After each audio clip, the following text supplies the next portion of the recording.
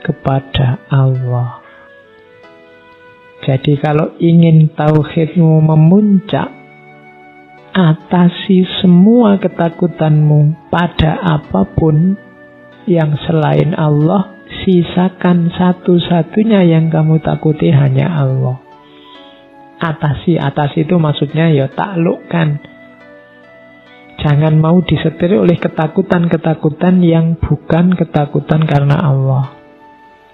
Atau ketakutanmu pada yang bukan Allah, jangan sampai tunduk di bawah ketakutanmu pada Allah. Jangan sampai mengalahkan ketakutanmu pada Allah. Maksudnya itu. Kalau dalam Islam istilah khauf ini macam-macam. Di Al-Quran juga banyak sebenarnya. Ada khauf. Khauf itu takut di hadapan sesuatu yang lebih superior. Itu namanya khauf. Ada istilah wajal. Wajal ini gejalanya. Kamu gemeteran, kamu gentar di hadapan sesuatu yang lebih superior. Itu wajal. Makanya ada ayat yang idza dzukirat, ketika disebut nama Allah, wajilat qulubuhum. Hatinya gentar. Begitu dengar kata Allah, hatinya gentar. Jadi cirinya orang mukmin yang sejati itu kalau mendengar nama Allah, hatinya tergetar-gentar. Merasa diri kecil, merasa diri tidak berdaya, lemah. Makanya wajilat qulubuhum. Orang di hadapan yang superior, di hadapan Allah khauf, manifestasinya wajal, bentuknya nanti khosyah. Khosyah itu takut yang sangat besar. Jadi saking takutnya kemudian kamu bergantung pada yang kamu takuti. Makanya kalau ada sesuatu yang selain Allah yang sangat kamu takuti, dia punya potensi untuk menandingi Allah. Taklukkan ketakutanmu itu. Jadi itu takut yang sangat dalam sampai membuatmu tergantung. Itu namanya khosyah. Tidak boleh kamu tergantung pada apapun selain pada Allah. Ada lagi rohbah. Rohbah itu biasanya gandengannya rohbah. Satu pakai ghin, satu pakai hak. Kalau rohbah itu takut yang kamu ingin lari saja, menghindar dari yang ditakuti. Kalau rohbah itu lawannya takut yang menghindar, ingin selalu mendekat. Kalau roja itu biasanya gandengannya rohbah. Ingin ketemu terus, ingin dekat terus. Tapi kalau rohbah ini ingin lari. Cuma maksudnya rohbah kalau dalam khauf pada Allah ini lari dari yang selain Allah menuju Allah saja. Itu namanya rohbah. Nanti ada juga haibah. Haibah ini gentar. Jadi kamu merasa tidak ada artinya di hadapan Allah, itu haibah. Betapa kecilnya aku itu, kamu haibah. Wah, aku tidak ada apa-apanya di hadapan orang itu. Orang itu pintar sekali, itu haibah. Jadi kalau dalam agama ini, kalau dalam Islam, khauf itu dasarmu untuk mendekat ke Allah. Yang pertama itu saya ambil beberapa ayat. Ayat tentang khauf itu banyak. Kayak di surat Ar-Rahman itu ada, barang siapa yang takut pada Allah, waliman khofa maqama rabbihi jannatan, dia akan dapat 2 surga.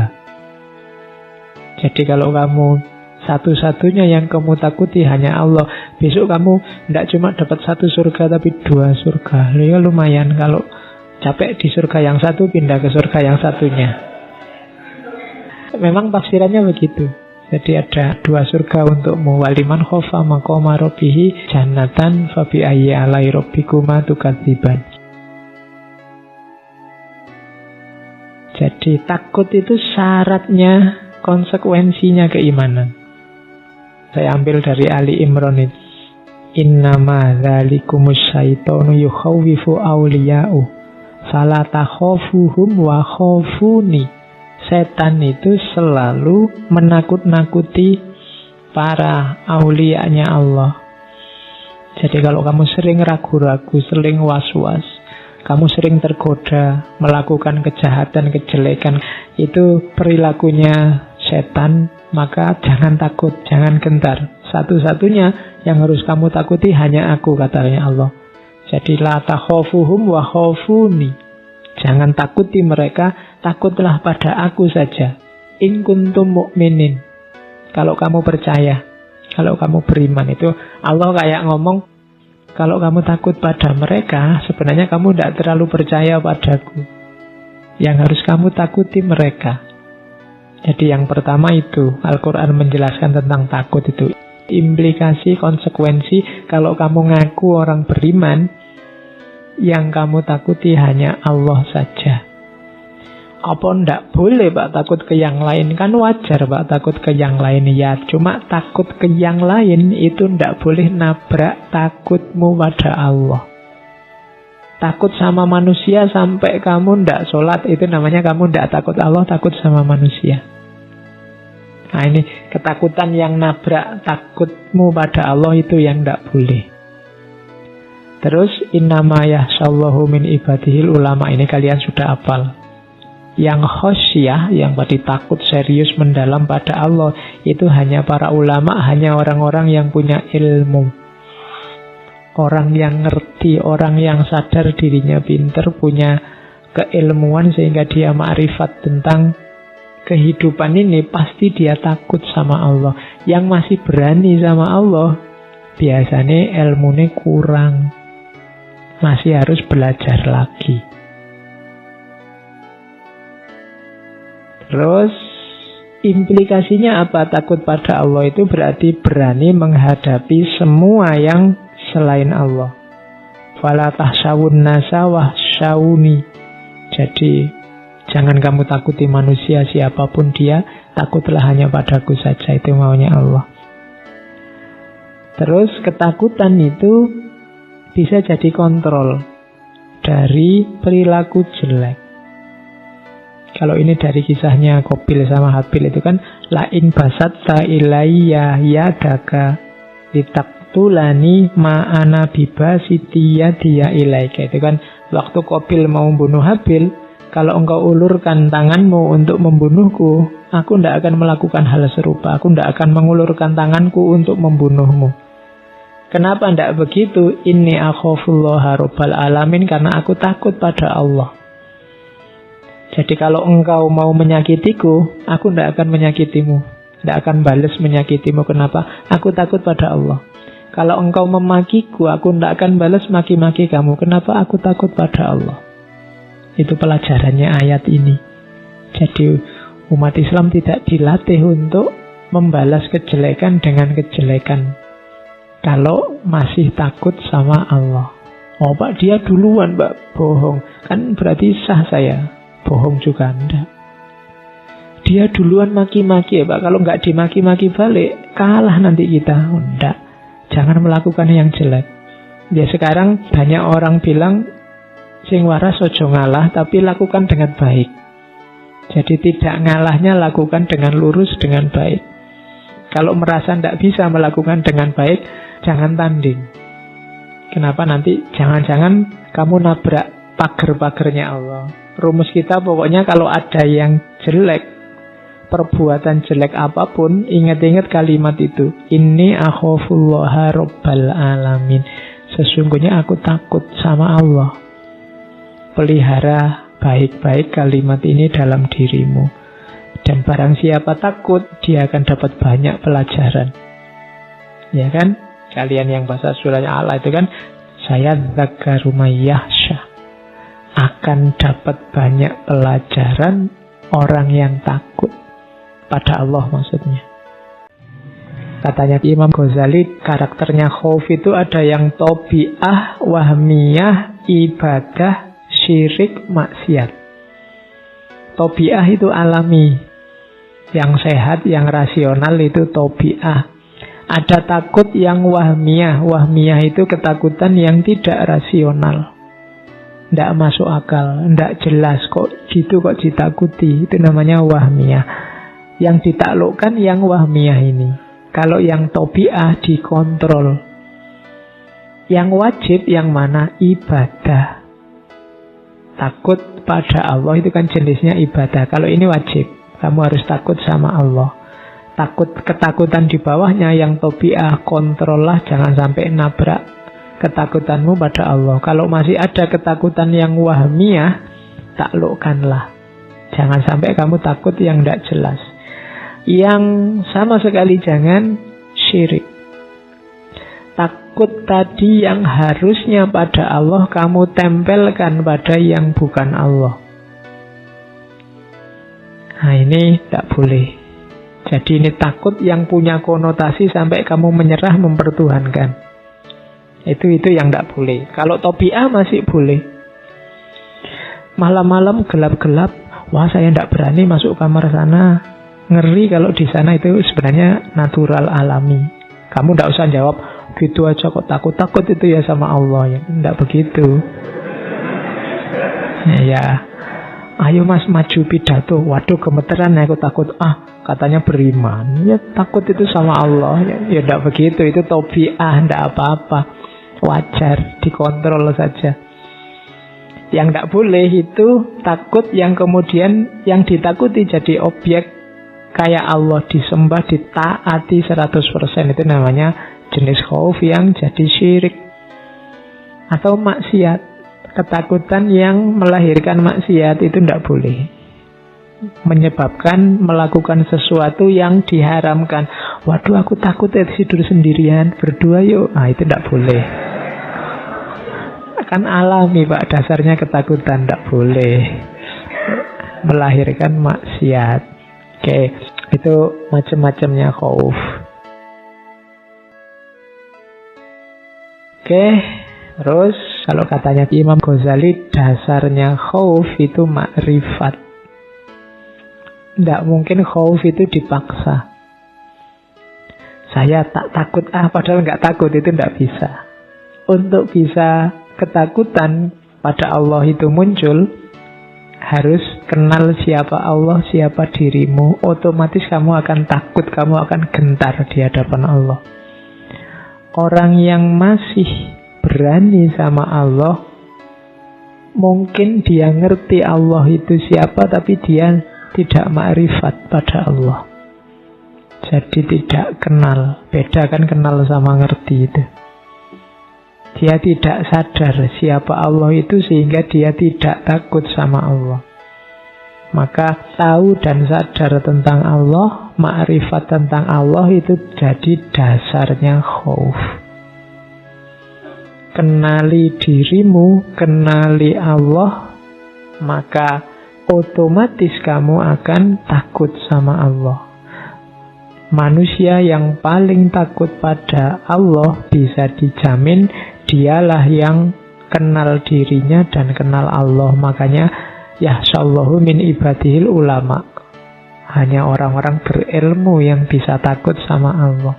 Karena ketakutan itu tidak bisa dimanipulasi. Kalau kepatuhan bisa. Kamu paksa-paksakan untuk sholat, kamu paksa-paksakan puasa bisa. Tapi dipaksa takut tidak bisa. Kalau dasari tidak takut. Untuk bisa takut, katanya Ghazali, jalurnya adalah makrifat.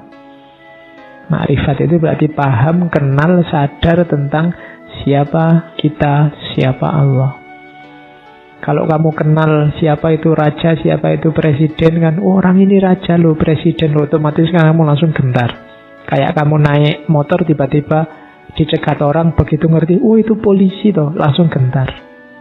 Kenapa? Kamu makrifat tentang hubunganmu dengan polisi, sehingga muncul khaufnya. Nah, sama Allah usahakan sampai level ini. Kamu tidak memaksa dirimu, tapi otomatis takut.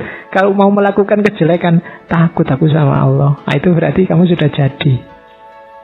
Keimananmu sudah mantap. Tapi kalau ini masih belum, ya masih dipaksa-paksa menghindari maksiat, dipaksa-paksa, harus kamu tumbuhkan lagi, harus naik level lagi. Kalau di Imam Ghazali, dasarnya makrifat. Ini tidak bisa dibikin-bikin. Implikasinya apa? Orang yang takut pada Allah itu biasanya tawadhu. Tawadhu itu antitesisnya sombong. Jadi ya tawadhu tidak identik dengan kalau jalan menunduk ya. kesannya begitu. Kalau ada mahasiswa kok jalannya nunduk, tawaduk sekali dia. Enggak. Kalau ukurannya itu, ya sekarang hampir semua orang tawaduk. Kadang ngobrol sama mahasiswa aja kita dicuekin, dia nonton HP ini, tawaduk sekali, menghadap ke bawah. Jadi tawaduk, tidak sombong, tidak merasa besar betapa kecilnya dirinya. Itu implikasi dari khauf. Orang yang sombong tidak mungkin dia punya rasa takut. Maka kebalikannya, orang yang punya khauf, punya takut, pasti tawaduk. Kemudian orang takut itu punya karakter lanjutan, yaitu pasti dia iffah dan warok. Iffah itu menjaga diri, warok itu hati-hati dari dosa besar maupun dosa kecil. Itu namanya wirait.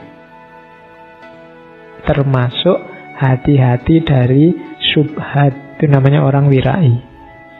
Ini tidak jelas ya, halal apa haram, dalam dipending nanti dulu aja, ditinggal dulu. Itu namanya syubhat. Itu orang wirai begitu.